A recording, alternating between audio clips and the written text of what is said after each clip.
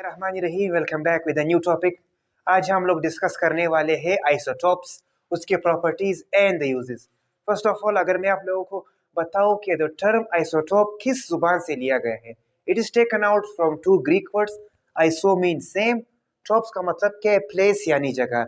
This term was introduced by a British chemist, उसका नाम था फ्रेडरिक सोडिन। 1913 सन 1913 में इसने आइसोटोप्स टर्म्स को इंट्रोड्यूस किया। अब अगर उसकी डेफिनेशन की तरफ आ जाए, सिंपल डेफिनेशन है यहाँ पर, यानी एटम्स ऑफ एन एलिमेंट जिसका which have same atomic number but different atomic mass या mass number, these are known as isotopes. ऐसे एटम्स जो सेम ही एलिमेंट के हो, जिसके एटॉमिक नंबर सेम हो यानी नंबर ऑफ इलेक्ट्रॉन या proton, but their number of mass number यानी number of neutrons is different, इस तरह एलिमेंट्स या इस तरह एटम्स को बोलते हैं आइसोटोप्स। ओके, ये तो हो गया डेफिनेशन ऑफ आइसोटोप्स। अब नेक्स्ट हमारे पास आता है कि what are the properties of isotopes. Properties are of two types. Properties हमारे पास हमेशा दो किस्म के होते हैं। One are known as chemical properties, जो उनके अंदरूनी केमिकल मतलब उनके जो केमिकल रिएक्शंस के बारे में होती है। And the second one are known as physical properties, वो properties which we can see with our eyes, या हम लोग अपने आंखों से देख सकते हैं। First of all we will discuss the chemical properties.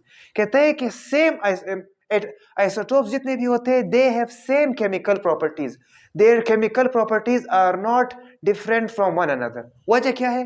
Because अगर हमने कहा था कि उनके इलेक्ट्रॉन्स नंबर सेम होते हैं, मैंने कहा था दे have same atomic number, so atomic number is the number of protons और electron.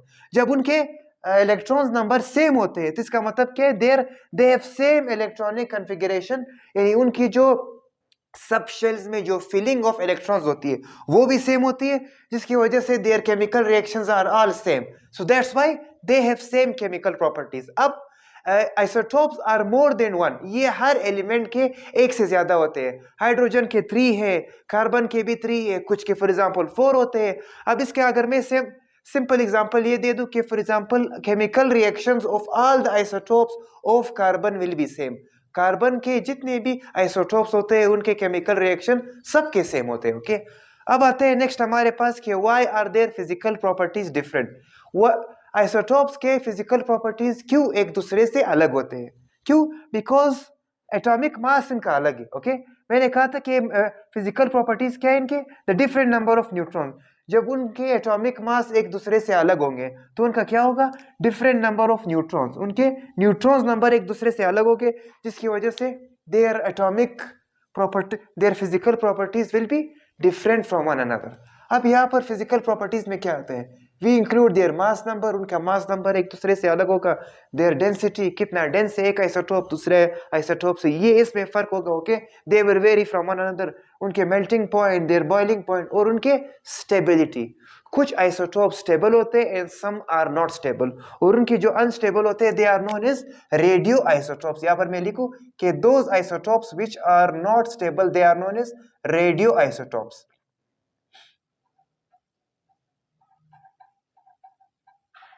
These are the different physical properties, यानी उनके physical properties एक दूसरे से वेरी करेंगे, या they will be different from one isotope to another isotope।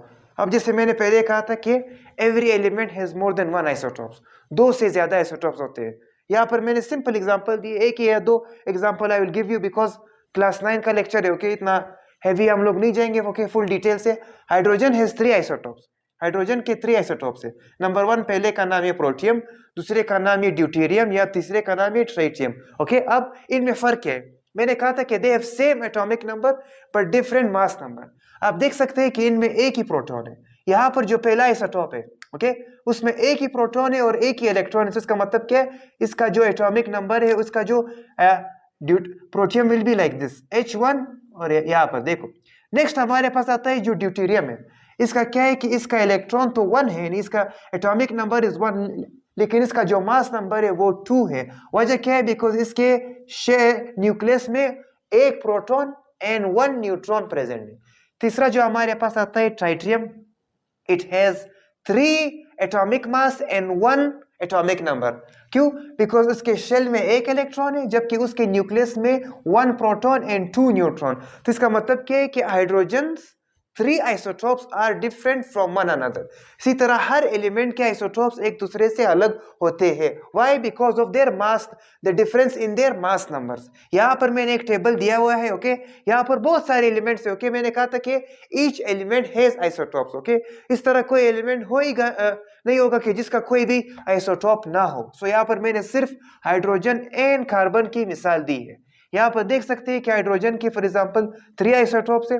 एक proton, पहला वाला है प्रोटियम, 1 प्रोटॉन, उसका मास नंबर भी 1 है, ये इसका सिंबल है. इसकी अबंडेंस यानी ये नेचर में कितने परसेंटेज पाया जाता है, प्रोटियम सबसे ज्यादा है. आप देख सकते हैं कि ऑलमोस्ट इसका जो अबंडेंस है इट इज 99.985 यानी ऑलमोस्ट तकरीबन 100 को टच कर रहा है the abundance of protium. Second, अगर इसका दूसरे आइसोटोप की बात करें हम लोग, ड्यूटेरियम, इसका है प्रोटॉन नंबर 1, मास नंबर 2, ये इसका सिंबल है. इसकी जो अबंडेंस है वो 0.015 है, ओके, यानी बिल्कुल ना होने के बराबर है. थर्ड जो हमारे पास आता है ट्राइटियम, इसका जो हम लोग बात करें 1 प्रोटॉन 3 मास नंबर यानी, और इसके बाद ये इसका सिंबल है. इसके बिल्कुल यहाँ पर लिखा गया ट्रेस, यानी tritium is found only in trace, यानी बिल्कुल ना होने के बराबर या कुछ ही ज़रात में ये हमारे फुल इन्वायरमेंट में पाया जाता है. नेक्स्ट हमारे पास आता है कार्बन एलिमेंट, इसका एटॉमिक नंबर है 6. पहला इसका आइसोटोप है, फॉर एग्जांपल इसका मास नंबर है 12, ये इसका सिंबल है C12 C612, ओके. इसकी जो अबंडेंस है वो भी ऑलमोस्ट सबसे ज्यादा यानी 99% है, 98.90, ऑलमोस्ट 99 को टच कर रहा है.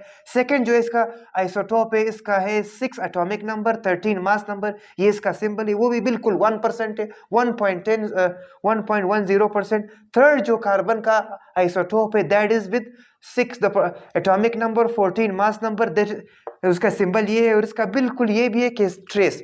अब इससे एक बात ये जाहिर होती है डियर लिस्टर्स, ओके, कि जो हर एलिमेंट के जितने भी आइसोटोप्स हैं सबके 3 या 4 होते हैं. जो पहला आइसोटोप है उसकी जो अबंडेंस है ऑकरिंग सबसे ज्यादा है, लेकिन सबसे जितना हम लोग वो आगे आइसोटोप्स की तरफ जाएंगे यानी second third one, their abundance will decrease, यानी उनकी जो अबंडेंस होगी, ओके, प्रेजेंस या ऑकरिंग, वो कम होती जाएगी. आप देख सकते हैं विद दिस वन या हियर, ओके. तीसरा जो होगा बिल्कुल ट्रेसेस में होगा. सो ये था आइसोटोप्स के बारे में उसका टेबल. अब आते हैं सबसे मेन टॉपिक, लास्ट लेक्चर है हमारा, लास्ट पार्ट है हमारे लेक्चर का, दैट इज द यूजेस, कि कहाँ पर एप्लीकेशंस, आइसोटोप्स कहाँ पर इस्तेमाल होते हैं. बहुत सारे फील्ड्स में इस्तेमाल होते हैं. अगर मैं बताऊं, they are mainly use in fields of life, जिंदगी की. फॉर एग्जांपल हम लोग यहाँ पर बात करें मेडिसिन, एग्रीकल्चर, ओके, ज़राअत के फील्ड में हम लोग इसको इस्तेमाल करते हैं. मेडिसिन के फील्ड में we use isotopes, okay, there are many uses, okay. दूसरा अगर हम इसकी बात करें, they are used to understand for example बहुत सारे केमिकल प्रोसेसेस, ओके, यानी इसमें एक सबसे इंपॉर्टेंट प्रोसेस है फोटोसिंथेसिस का, जिसमें प्लांट्स अपनी खुराक खुद तैयार करते हैं, उसको समझने के लिए. या for example there are some stages या फोटोसिंथेसिस के कुछ इस तरह स्टेप्स होते हैं या स्टेजेस होते हैं जो हम लोग आसानी से नहीं पढ़ पाते अगर हम लोग आइसोटोप्स को इस्तेमाल ना करें. थर्ड हमारे पास आता है they are use for the treatments of many diseases, बहुत सारे डिजीजेस या बीमारियों की इलाज के लिए, उनको आइडेंटिफिकेशन, उनकी शनाख्त के लिए हम लोग आइसोटोप्स को इस्तेमाल कर सकते हैं. मेनली जो सबसे डेंजरस बीमारी है कैंसर, ओके, कैंसरस सेल्स को ये मारने के लिए इस्तेमाल करते हैं. जब हम लोग इसके रेडियो एक्टिव रेज यानी जो रेडियो आइसोटोप्स को अगर हम लोग इस्तेमाल करें तो जो कैंसर के पेशेंट्स होते हैं वो जो इस्तेमाल करते हैं अपने रेडियो एक्टिव रेज में, या रेडियोथेरापी यानी रेडिएशन से अपना इलाज करवाना, उसमें रेडियो आइसोटोप्स इस्तेमाल होते हैं. Number 4, they are use to investigate many diseases, बहुत सारे बीमारियों को ढूंढने में या उसकी आइडेंटिफिकेशन के लिए भी हम लोग आइसोटोप्स को इस्तेमाल करते हैं. सबसे पहला इसकी कॉमन एग्जांपल है D2O, ये है हाइड्रोजन का जो दूसरा आइसोटोप है यानी ड्यूटेरियम ऑक्साइड, ये इसका फार्मूला है D2O. इसका सेकेंड नाम है heavy water, we call also D2O, हम लोग D2O को हेवी वाटर भी कह सकते हैं. अब ये कहाँ पर इस्तेमाल कर सकते हैं, मैंने कहा था it is used to investigate the disease of kidneys. हम इससे मालूम कर सकते हैं द एफिशिएंसी ऑफ किडनीज, गुर्दे, हमारे गुर्दे कितना काम कर रहे हैं, उसके परसेंटेज कितना है, ओके, या वो 100% काम कर रहे हैं, उसके जो काम करने की जो एफिशिएंसी है वो कितनी कम हो गई है. We find it out by using D2O, जिसे हम कह सकते हैं हैवी वाटर। अब फॉर एग्जांपल इसका किस तरह एक्सपेरिमेंट है। अब फॉर एग्जांपल अगर कोई भी शख्स हो, उसकी किडनी माल फंक्शनिंग है, यानी उसकी किडनी प्रॉपर तरीके से काम नहीं कर रही है, तो इसका मतलब क्या है, वो इस हैवी वाटर को पास नहीं करेगा। अगर किसी आदमी या कोई भी पर्सन अपना किडनी की फंक्शनिंग को चेक करवाना चाहता है, तो अगर उसकी किडनी ने ये हैवी वाटर पास किया, तो इसका मतलब क्या है कि उसकी किडनी प्रॉपर काम कर रही है, it is functioning properly. But if his kidney does not pass heavy water, then it means कि उसकी किडनी में कुछ प्रॉब्लम है, and he has to start his treatment. ये था आज का लेक्चर। उम्मीद करता हूँ कि आप लोग इस लेक्चर को समझ चुके होंगे। आइसोटोप्स बड़ा ही सिंपल लेक्चर था, ओके। थोड़ा मैंने इसमें एडिशंस कर लिए कि आप लोग इसमें इंटरेस्टेड हो। इसी तरह और लेक्चर्स के लिए मेरे वीडियोस को लास्ट तक वॉच करना ना भूलें और मेरे चैनल को शेयर और सब्सक्राइब करें। Till we meet next time, अल्लाह हाफिज़।